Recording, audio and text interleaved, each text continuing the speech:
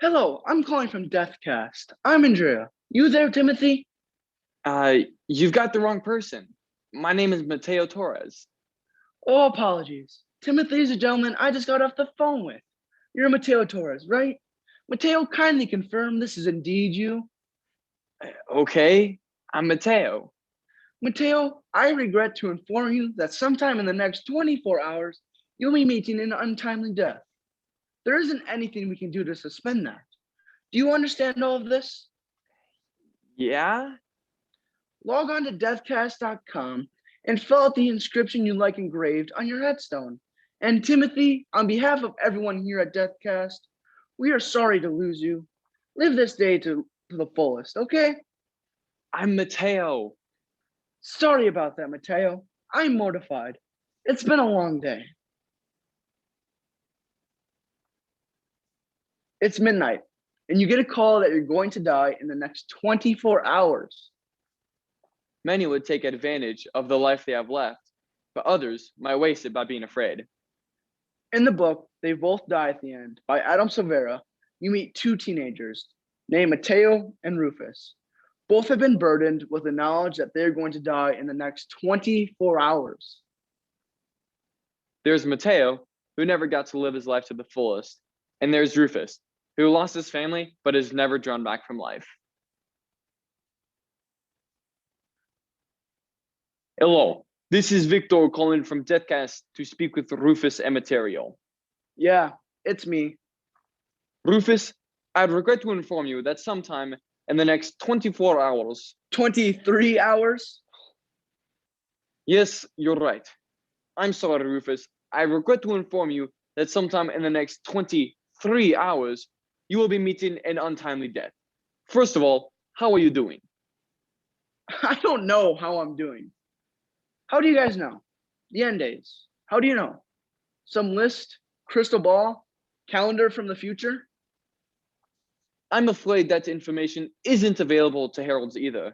It's not knowledge we need to perform our job. Yo, Victor, be a person for 1 minute. I'm 17, 3 weeks from my 18th birthday. Doesn't it piss you off? I'll never go to college, get married, have kids, travel? Doubt it. You're just chilling in your little throne in your little office because you know you got another few decades ahead of you, right? You want me to be a person, Rufus? You want me to get real with you?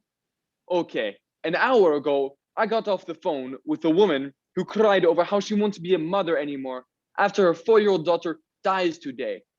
And then I had to put in a request to the youth department to dispatch a cop just in case the mother is responsible.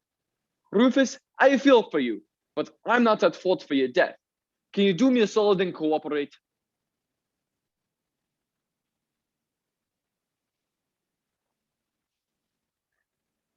Yo, you see me? Hey, yeah, hey, I'm Mateo. Hey, my bad for spraying the video chat on you. Kind of hard to trust someone you can't see. Get me? No worries. You wanted to know why I'd prefer a last friend over my real life friends, right? Yeah, unless it's too personal. Nah, don't worry about that. I was with my parents and sister when our car crashed into the Hudson River, and I had to watch them die. Living with that guilt isn't something I want from my friends. I have to throw that out there and make sure that you're okay with this. With you leaving your friends behind? No, the chance you might have to watch me die. Okay, yeah, I can do it. Can you? There's a whole you not leaving your house problem. I'm not spending the rest of my life holed up in someone's apartment. And I don't want you to either. But you got to meet me halfway, Mateo. Believe me, I know it can get ugly out there. You lost your family, and then what? I wasn't about this life, and I would have been game over. But that's not what my parents and sis wanted for me. Surviving showed me it's better to be alive, wishing I was dead, than dying, wishing I could live forever. If I can lose it all and change my attitude, you need to do the same before it's too late, dude. You got to go for it. Where should we meet? I have one condition. You said I have to meet you halfway, but you need to pick me up from my house. It's not a trap, I swear. Sounds like a trap. I'm gonna find a different last friend. It's really not. I swear. Seriously, I'm kidding, dude. I'll send you my phone number and you can text me your address. Then we can come up with a plan. will do. See you in a bit, Mateo. Trying to die before I get there. Try not to die before getting here. Be safe, Rufus.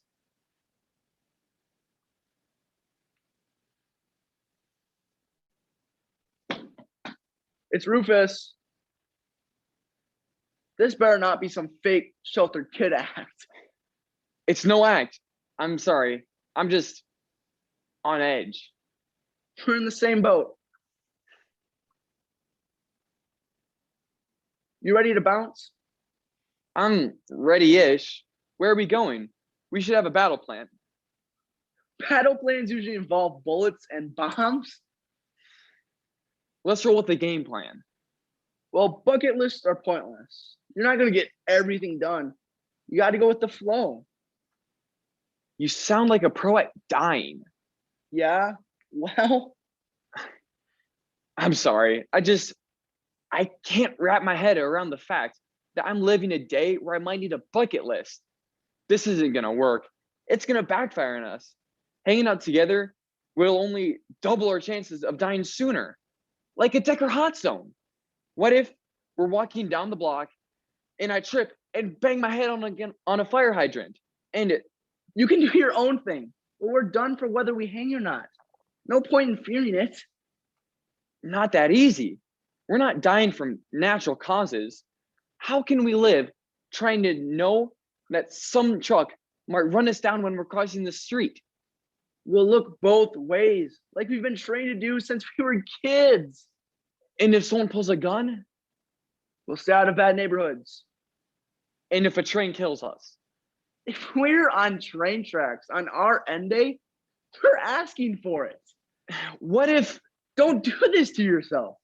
We can play this game all day, or we can stay out here and maybe like live.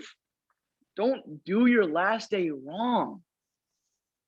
It's going to take some time to get where you are with this. I don't become fearless just because I know my options are do something and die versus do nothing and still die.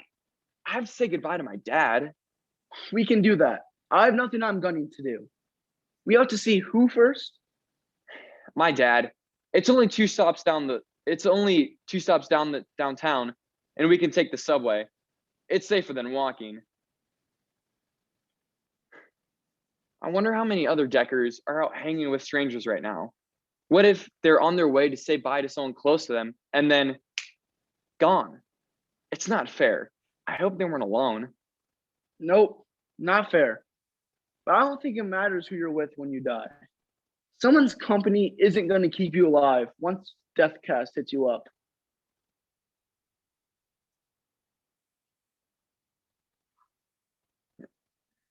Hi, I'd like to see my father, Mateo Torres, in intensive care. I'll feel ballsier once I've said my goodbyes. Respect. I don't want to leave without hearing his voice. Dad loves creating lists. He wanted to start a blog for his lists. He thought we'd become rich and famous. I never had the heart to tell him that his lists weren't that funny. It sometimes feels like whiplash, like I was walking on Coney Island Beach with him, where he proposed to my mother for the first time. The first time? My mother turned him down twice. And then she found out she was pregnant with me, and he got down on one knee in the bathroom, and she smiled and said yes. I think I know how to say goodbye. Give me 10 minutes and come get me. You got it. It's time to tell you a story for once. You were always asking me, begging me sometimes to tell you more about my life and how my day is, and I always shut down. But me talking is all we've got now, and I'm crossing my fingers and my toes that you can hear me. Dad, Sorry, man. You good? I'm fine. Let's go somewhere and talk. I'll give you the full story. The accident that killed my family. No more secrets. You don't have to tell me about the accident if you don't want. I don't want to talk about it, but I have to. My parents woke up to the death cast alert. Olivia and I were playing cards when we heard the phone ring, so we rushed to their bedroom. Mom was on the phone and keeping it together while Dad was across the room and cursing out in Spanish and crying.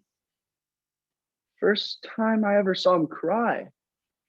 The death cast herald asked to speak to with my pops, and Mom lost it. Nothing scarier than watching your parents freaking out.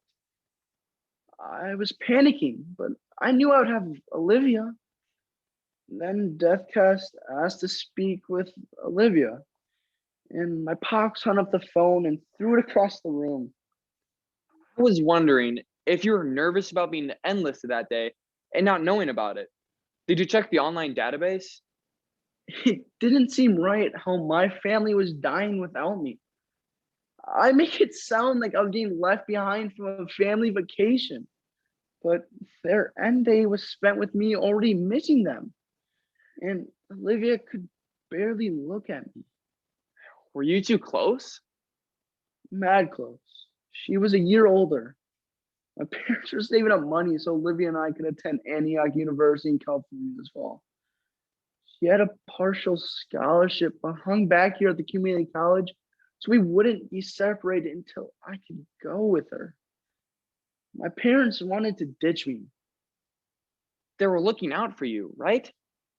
Yeah, but I wanted every possible minute with them, even if it meant being left with the memory of watching them all die in front of me. I didn't know any better. Then what happened? You don't have to have the details. You might be better off without them. If you have to carry this around, I will too. You asked for it. I sometimes forget their voices. They blend with the voices of people around me, but I could recognize their screams anywhere. You don't have to go on, Rufus. I'm sorry. I shouldn't have encouraged you to keep talking about it. Let's talk about something else, like birds and beat up buildings and That was pretty much it anyway. I ended up with Malcolm, Tago, and Amy. We became the Plutos, and that was exactly the kind of company I needed. We were all lost and okay with not being found for a while. And now you're stuck with me until the end. I'm not going anywhere. What's next? Game for whatever. I thought we were already making moments, but why not?